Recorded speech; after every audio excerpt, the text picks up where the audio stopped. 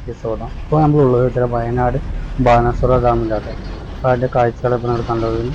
അപ്പോൾ ഡാമിലേക്ക് നമ്മൾ വരുന്നതിന് എൻട്രി ഫീ ഒരു 50 രൂപയാണ്. അപ്പോൾ എനിക്ക് ബൈക്ക് ആയതുകൊണ്ട് തന്നെ 20 രൂപയാണ് പാർക്കിംഗ് ചാർജ് വന്നത് കേട്ടോ.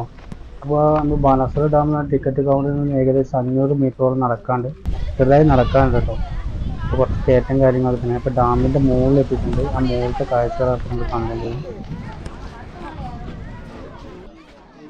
നല്ല മനോഹരമായിട്ടുള്ള ഒരു കാഴ്ച തന്നെ. നല്ലൊരു വ്യൂ കാര്യങ്ങളൊക്കെ ഉള്ള കേട്ടോ.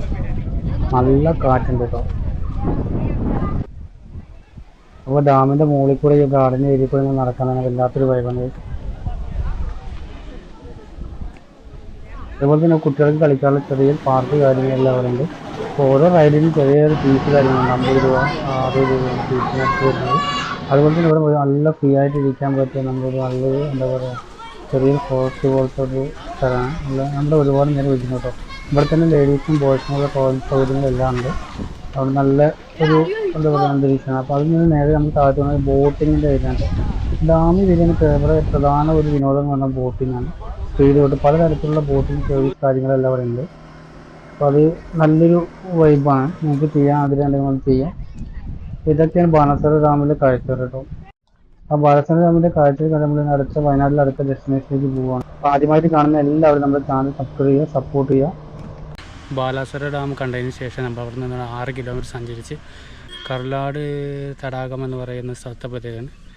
കേരളത്തിൽ തന്നെ 3ാമത്തെ ശുദ്ധജല തടാകമാണ്. അപ്പോൾ തീർച്ചയായും നിങ്ങൾ വയനാട് വരികയാണെങ്കിൽ ഈ പറയുന്ന ഈ ലേക്കിലേക്കും കൂടി വരിക കേട്ടോ. നല്ലൊരു വൈബായിരിക്കും. അപ്പോൾ നമ്മൾ പാർക്കിംഗ് ഏരിയയിലാണ്. ഇവിടെ പാർക്ക് ചെയ്തിട്ടുണ്ട് വണ്ടി. ഇനി ഇവിടെ പാർക്കിംഗ് ചാർജ് എത്ര എനിക്കറിയില്ല, നമുക്ക് പോയി നോക്കാം കേട്ടോ. നമ്മളിവിടെ ടിക്കറ്റ് എടുക്കാം. ടിക്കറ്റ് എത്രയാവുമെന്നൊക്കെ നമുക്ക് പിന്നെ അവിടെ പോയി ടിക്കറ്റ് എടുത്തതിന് ശേഷം ഞാൻ പറയാം. അപ്പോൾ ഈ കാണുന്നതായിട്ട് കർലാട് തടാകത്തിൻ്റെ ഫ്രണ്ട് വശം എൻട്രൻസ് ഗേറ്റിൻ്റെ എടുത്തിട്ടുണ്ട്. അപ്പോൾ നമ്മൾ നേരെ ഉള്ളിലേക്ക് കയറാണ്. അപ്പോൾ ഇവിടെയാണ് നമ്മൾ ടിക്കറ്റ് കൗണ്ടർ. അപ്പോൾ ഇവിടെ നമ്മൾ ടിക്കറ്റ് എടുത്തതിന് ശേഷം നമ്മളിവിടെ ടിക്കറ്റ് ചെക്കിങ് ചെയ്യാൻ കേട്ടോ. അപ്പോൾ ടിക്കറ്റ് എത്തിയത് നമ്മൾ ഉള്ളിലേക്ക് പോകുമ്പോൾ നല്ലൊരു വ്യൂ ആണ്. നല്ല മനോഹരമായിട്ടുള്ള നല്ല ആംബിയൻസ് ഉണ്ട്. ഒരാൾക്ക് 40 രൂപ കേട്ടോ ഇവിടെ ടിക്കറ്റ് വരുന്നത്.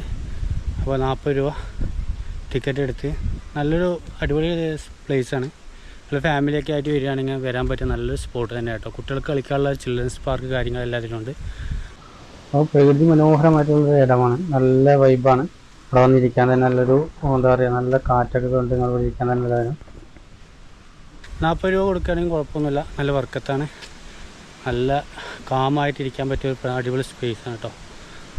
അതുപോലെ ബോട്ടിങ്ങും ഇതിൻ്റെ ഉള്ളിൽ തന്നെ ലേക്കിൽ ചെയ്യാവുന്നതാണ്. ബോട്ടിങ് ചെയ്യുന്ന ആളുകൾക്ക് ചെയ്യാം കേട്ടോ. വലിയ ചാർജ് കാര്യങ്ങളൊന്നുമില്ല അവിടെ ബോട്ടിങ്. ഈ തടാകത്തിൽ കൂടെ അങ്ങനെ നമുക്ക് അരമണിക്കൂർ 20 മിനിറ്റോളം ബോട്ട് ചെയ്ത് നടക്കാവുന്നതാണ്. അപ്പോൾ കാണുമ്പോൾ നിങ്ങൾക്ക് അതിൻ്റെ വീഡിയോ കാണുമ്പോൾ തന്നെ അത് എത്രത്തോളം വേണം. അപ്പോൾ റിയലായിട്ട് ഇവിടെ വന്ന് കണ്ടാൽ തന്നെ നിങ്ങൾക്കറിയാം എത്രത്തോളം മനോഹരമായ കാഴ്ചകളാണ്. നല്ല ഫോട്ടോഷൂട്ട് വീഡിയോ ഷൂട്ടൊക്കെ എടുക്കാൻ പറ്റിയൊരു നല്ലൊരു സ്ഥലമാണ് വയനാട്ടിൽ.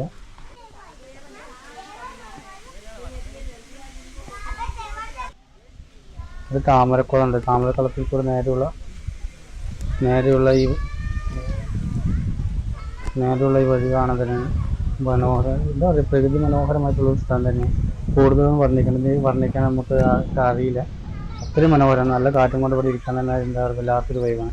അപ്പോൾ ഇന്നത്തെ ഈ വീഡിയോ ഒരുപാട് ലെങ്തി ആയി. ഞാൻ ഇവിടെ വൈൻഡപ്പ് ചെയ്യാണ്.